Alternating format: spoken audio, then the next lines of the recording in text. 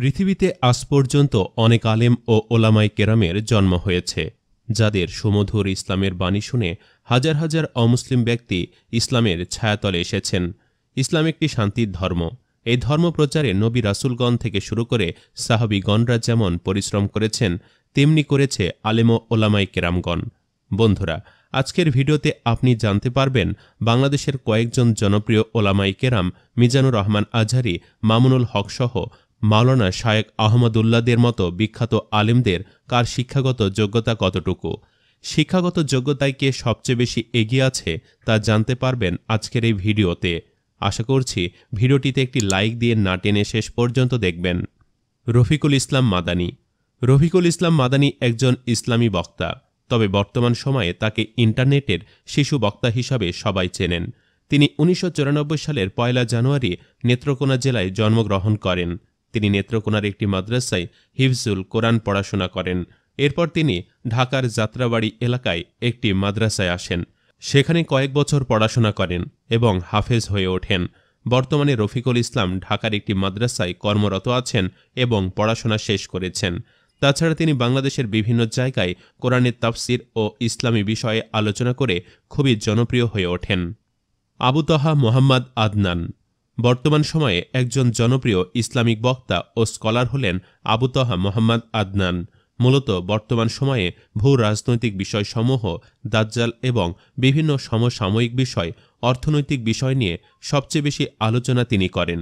তার স্পষ্ট ভাষায় কথা বলার ভঙ্গিমায় আকৃষ্ট করে সবাইকে। আবু তহা মোহাম্মদ আদনান রংপুরে জন্মগ্রহণ করেন এবং তার পড়ালেখাও সেখানে।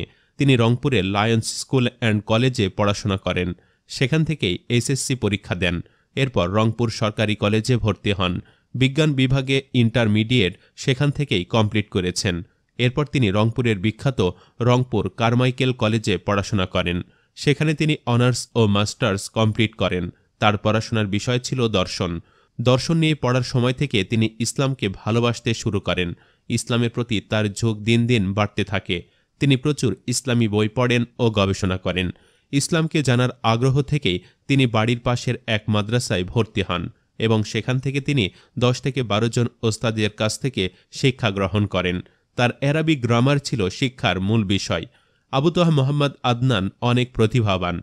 তিনি বর্তমানে এই বয়সে যে জ্ঞান অর্জন করেছেন তা অবশ্য অনেকের পক্ষে সম্ভব হয় না।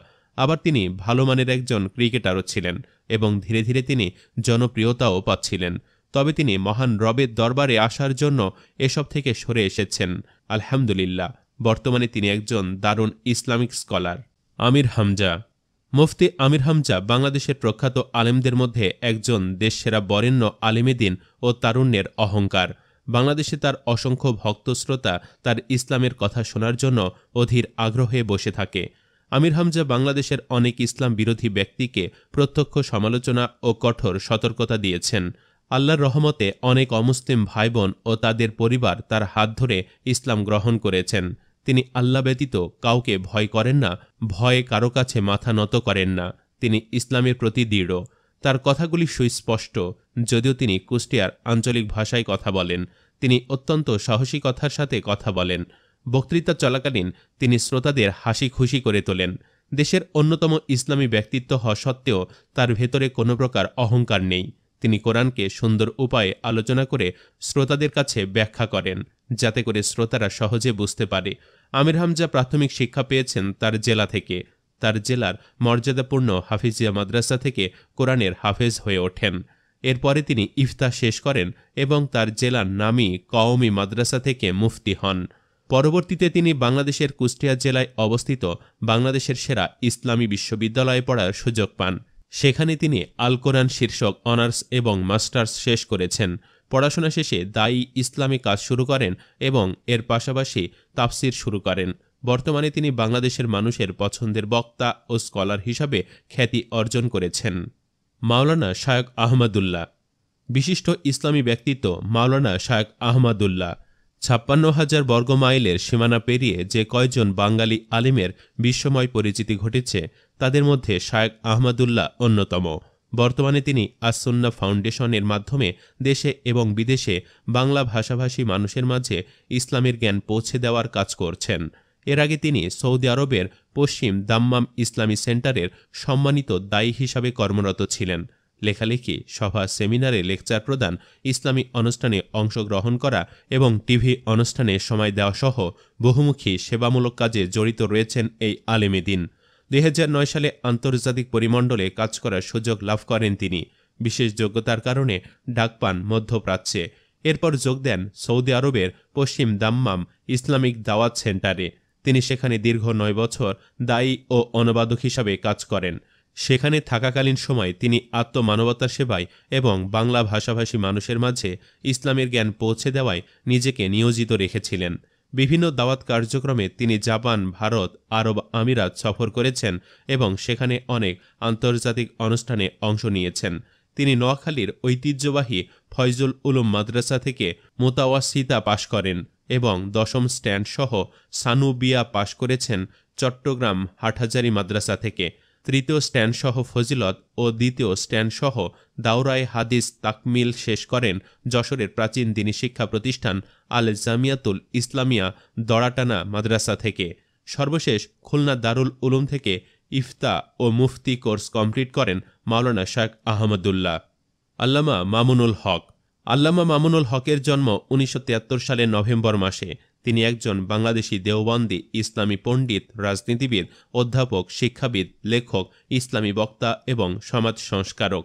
আল্লামা মামুনুল হক হেফাজতে ইসলাম বাংলাদেশের যুগ্ম সচিব, বাংলাদেশ খেলাফত মজলিসের মহাসচিব, ঢাকার শাইখুল হাদিস, মাহাদুদ তারবিয়াতুল ইসলামিয়া ও তারবিয়াতুলি উম্মা ফাউন্ডেশনের প্রতিষ্ঠাতা, মাসিক রহমানি পয়গামের সম্পাদক এবং বাইতুর মামুর জামে মসজিদের খতিব। তিনি এশিয়ান ইউনিভার্সিটি অব বাংলাদেশের অর্থনীতি বিভাগের অধ্যাপক ছিলেন। 1985 সালে 12 বছর বয়সে তিনি লালবাগ চান্তারা জামে মসজিদ মাদ্রাসায় কোরআনের হেফজ করেন। 1986 সালে ঢাকা জামিয়া রহমানিয়া আরাবিয়া মাদ্রাসায় ভর্তি হন। 1993 সালে জামিয়া রহমানিয়া আরাবিয়া ঢাকা থেকে কওমি মাদ্রাসার সর্ববৃহৎ শিক্ষা বোর্ড বেফাকুল মাদারাসিল আরাবিয়া বাংলাদেশের অধীনে কেন্দ্রীয় উচ্চ মাধ্যমিক পরীক্ষাতে প্রথম স্থান ও 1995 সালে স্নাতক শ্রেণীতে তৃতীয় হন এবং 1996 সালে দাওরায়ে হাদিস পরীক্ষায় প্রথম স্থান অধিকার করেন। এর পাশাপাশি এশিয়ান ইউনিভার্সিটি অব বাংলাদেশ থেকে অর্থনীতিতে অনার্স এবং মাস্টার্স সমাপ্ত করেন আল্লামা মামুনুল হক। মাওলানা মিজানুর রহমান আজহারী। সর্বশেষে জানাব মাওলানা মিজানুর রহমান আজহারী সম্পর্কে। তরুণদের আইডল, সুশিক্ষায় শিক্ষিত তরুণ বক্তা, ইসলামিক স্কলার মাওলানা মিজানুর রহমান আজহারী। তিনি অল্প কয়েকদিনে সব শ্রেণী পেশার মানুষের কাছে ব্যাপক গ্রহণযোগ্য হয়ে উঠেছেন। বর্তমানে যে কজন ইসলামী চিন্তাবিদ রয়েছেন তাদের মধ্যে তিনি অন্যতম। মিজানুর রহমান 1990 সালের 26 জানুয়ারি ঢাকার ডেমরায় জন্মগ্রহণ করেন। তার পৈতৃক নিবাস কুমিল্লার মুরাদনগরের পরমতলা গ্রামে। মিজানুর রহমান ঢাকার ডেমরায় অবস্থিত দারুন্নাজাত সিদ্দিকিয়া কামিল মাদ্রাসা থেকে 2004 সালে দাখিল পরীক্ষায় জিপিএ 5 পেয়ে উত্তীর্ণ হন। 2006 সালে আলিম পরীক্ষায় গোল্ডেন জিপিএ 5 লাভ করেন। 2007 সালে ইসলামিক ফাউন্ডেশন আয়োজিত মিশর সরকারের শিক্ষাবৃত্তি পরীক্ষায় প্রথম স্থান অধিকার করে মিশরের আল আজহার বিশ্ববিদ্যালয়ে আন্ডার গ্র্যাজুয়েট করার জন্য মিশরে যান। সেখান থেকে ডিপার্টমেন্ট অব তাফসির অ্যান্ড কুরআনিক সায়েন্স থেকে 2012 সালে শতকরা 80% সিজিপিএ নিয়ে অনার্সে উত্তীর্ণ হন।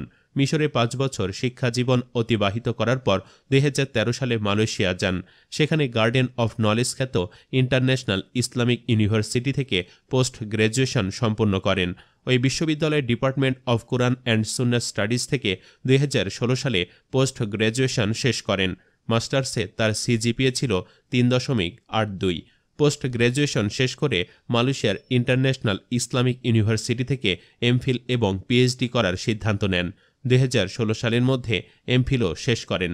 তার গবেষণার বিষয় ছিল human embryology and the holy Quran. তারপর একই বিশ্ববিদ্যালয়ে পিএইচডি প্রার্থী হিসাবে মনোনীত হন। Human behavioural characteristics in the holy Koran and analytical স্টাডির ওপর পিএইচডি গবেষণা করেন। তার এমফিল এবং পিএইচডির মাধ্যম ছিল ইংরেজি। এছাড়া IEELTS পরীক্ষায় অংশগ্রহণ করে overall 7.5 out of 9 brand score এবং স্পিকিং সেকশনেও 7.5 ব্র্যান্ড স্কোর অর্জন করেন। ইসলাম ধর্মের অনুশাসন মেনে চলেও নিজেকে স্মার্টভাবে উপস্থাপন করা যায় তা মিজানুর রহমান আজহারীকে দেখলে বোঝা যায়। তাই এই সময় যুবকরা তাকে খুবই পছন্দ করে। তার তাফসির মাহফিলে যুবকদের স্রোত দেখা যায়। তিনিও যুবকদের খুবই পছন্দ করেন। তাফসির মাহফিলে যুবকদের ভালো পথে চলার আহ্বান জানান তিনি। খুব অল্প সময়ে সুললিত কণ্ঠে কোরআন হাদিসের সহজ সাবলীল আলোচনা করে অসংখ্য মানুষের মনে জায়গা করে নিয়েছেন মিজানুর রহমান আজহারী। তার গবেষণাধর্মী আলোচনার কারণে তিনি জনপ্রিয় হয়ে উঠেছেন। তিনি বাংলা, আরবি, ইংরেজি ভাষায় খুবই দক্ষ, যে কারণে বিভিন্ন দেশের মানুষ তার আলোচনা বুঝতে পারে। তিনি বিশ্বের বিভিন্ন দেশ ভ্রমণ করেছেন এবং বিভিন্ন সভা সেমিনারে অংশগ্রহণ করেছেন। তো প্রিয় দর্শক, বাংলাদেশের এই সকল আলেম ও ওলামায়ে কেরামদের মধ্যে আপনার কাছে কাকে সবচেয়ে বেশি ভালো লাগে কমেন্ট বক্সে জানিয়ে দিন। ভিডিওটি ভালো লাগলে শেয়ার করুন এবং চ্যানেলটিতে নতুন হয়ে থাকলে চ্যানেলটি সাবস্ক্রাইব করে আমাদের সাথেই থাকবেন। ধন্যবাদ।